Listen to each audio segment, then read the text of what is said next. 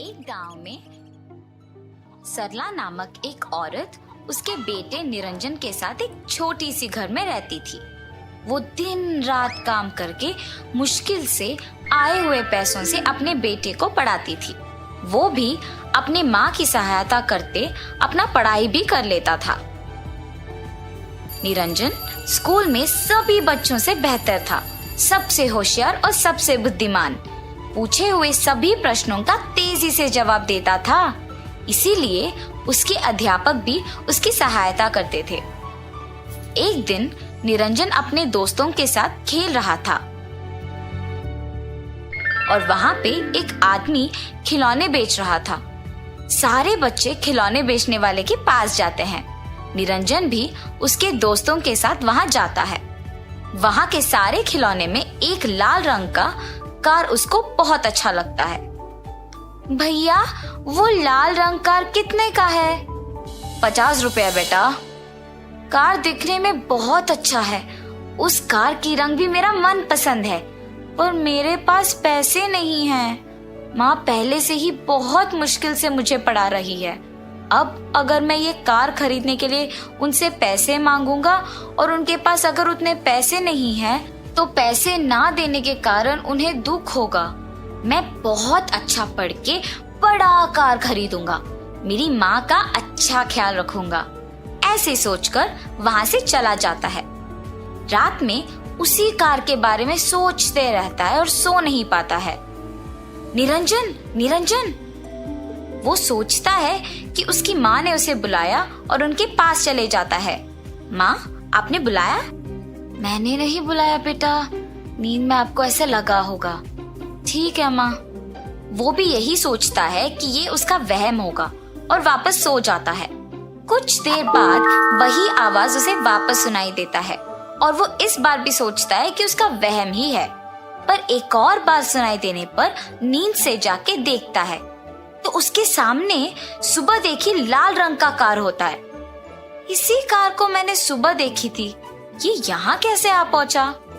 ऐसे कहकर उस कार को अपने हाथों में लेता है। निरंजन, तुम्हें मैंने बुलाया था, तुम्हारी माँ ने नहीं। तुम बात भी कर सकते हो?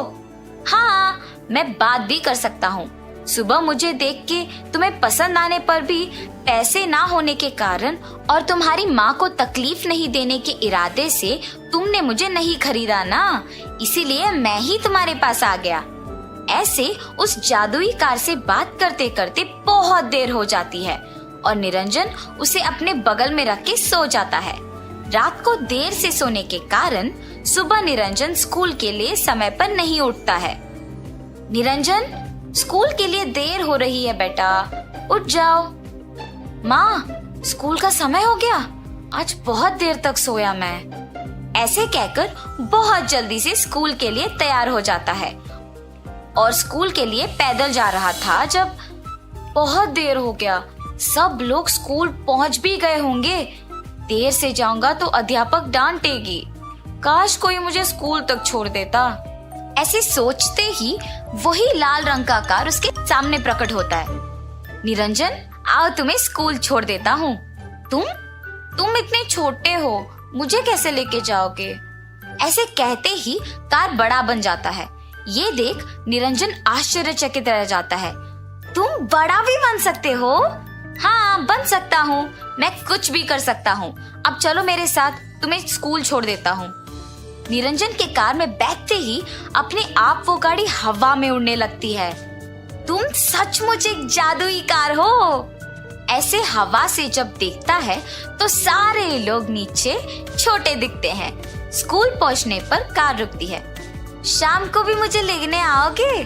जरूर, तुम जब भी मेरे बारे में सोचोगे मैं तुम्हारे सामने आ जाऊंगा। निरंजन समय पर स्कूल पहुंचने पर खुशी खुशी चला जाता है। शाम को स्कूल के बाद निरंजन कार के बारे में सोचता है और कार उसे वापस घर छोड़ने आ जाता है। वो जब कार में बैठ के हवा में जाता है तो सारे बच्चे देखते ही रह जाते हैं। Super car, super car, super car. Niranjan की माँ घर के पास काम करती होती है जब वो कार घर के सामने रुकता है और निरंजन उसमें से उतरता है। उसकी माँ देख के दंग रह जाती है। निरंजन, ये कार किसका है? ये कोई जादुई कार लगता है, अपने आप हवा में उड़ रही है। हाँ माँ, और अपने माँ को उस जादुई कार की कहानी बताता है।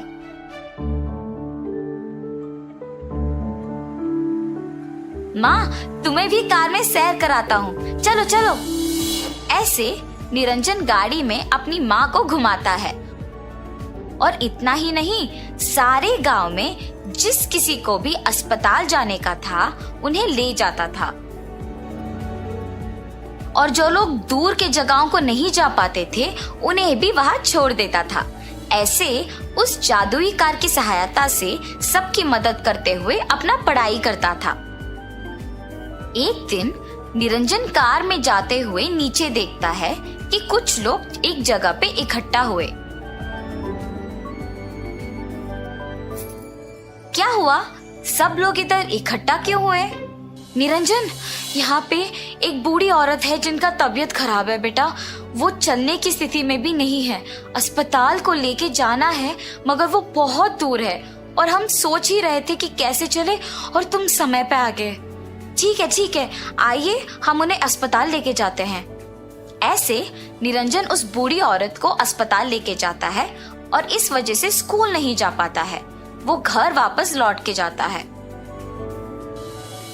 घर जाके निरंजन अपने स्कूल ना जाने के बारे में सोचता है। ऐसे ही सबको मदद करने की वजह से मैं स्कूल नहीं जा पा रहा हूँ।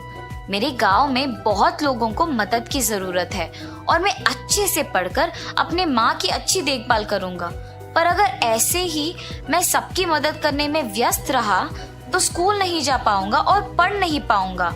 इसीलिए अगर मैं ये जादुई कार जमींदार को दे दूंगा तो वो सबकी मदद करेंगे और मैं भी स्कूल जा पाऊंगा। ये सही उपाय है। ऐसे ही ये कार सबकी मुश्किलों में काम आ सकता है। ऐसे सोचकर निरंजन जमींदार के पास जा पहुंचता है। प्रभु, मेरे पास जादुई गाड़ी है, मुझे स्कूल जाना है, इसीलिए मैं सबको ठीक से मदद नहीं कर पा रहा। ये गाड़ी अगर आपके पास रहे तो आप समय पे सबका मदद कर सकते हैं, इसीलिए इसको मैं आपके पास छोड़ने आया हूँ। तुम सचमुच एक बहुत अच्छे इंसान हो निरंजन, इसीलिए गांव में सबकी भलाई सोचकर तुम इसे मेरे पास लाए। तुम्हारे सोच के ही अनुसार इसे सबकी मदद करने के लिए उपयोग करूंगा। ऐसे कहने पर निरंजन खुश होके अपने घर वापस चले जाता है। जमींदार उनके वचन के अनुसार गांव में सेवकों के द्वारा मुश्किल समय में सबका मदद करते हैं।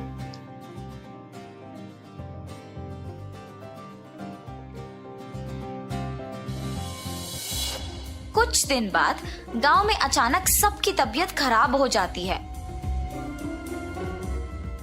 तब इस समय में बहुत लोगों को कार की जरूरत होगी। अगर मैं सैर के लिए पैसे लूंगा तो बहुत पैसे कमा सकता हूँ। अब सभी का तबीयत खराब है तो लोग कोई भी कीमत पे अस्पताल लेके जाने के लिए मान जाएंगे। मुझे पैसे लेके ही उन लोगों को अस्पताल लेके जाना होगा। अगले दिन से पैसे वसूल करके ही जमींदार सारे बीमार लोगों को अस्पताल लेके जाता था। प्रजा जमींदार के इस व्यवहार देख दुखी होते हैं।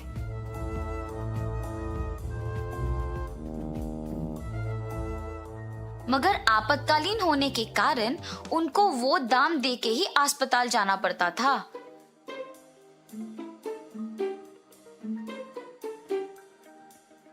जमींदार कार का बुरा उपयोग करते देख और सारी प्रजा बहुत दुखी रहते देख वो जादुई कार वापस छोटा बन जाता है और जमींदार कुछ नहीं कर पाता है और दुखी भी होता है कि कार पे पैसे अब उनको नहीं मिलेंगे।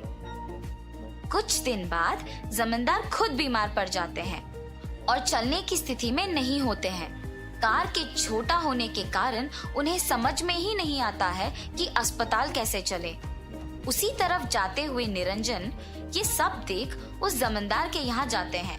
उन्हें बीमार देख उसे दुखी होती है। आप प्रभु को कार में क्यों नहीं लेके जाते? बेटा, कुछ दिन पहले ही ये कार वापस छोटा बन गया, तब से सब प्रभु की तरह कष्ट ले रहे हैं। ये सब सुन के निरंजन को अचानक याद आता है कि जादुई कार ने उससे कहा था कि जब भी तुम मुझे बुलाओगे मैं तुम्हारे सामने आ जाऊंगा। और वो कार के बारे में सोचता है। तुरंत कार उसके सामने आ जाता है और वो जमींदार को अस्पताल लेके जाता है।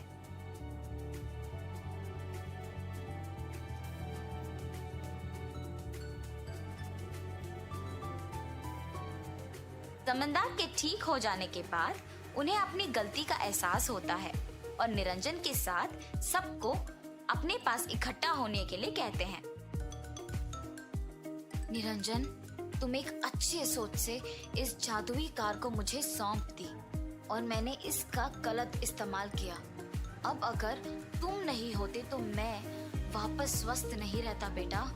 मुश्किल मेरे तक आ पहुंची तभी मुझे समझ में आया कि मैंने गलती किया। अब आइंदा मैं ऐसे कभी नहीं करूंगा।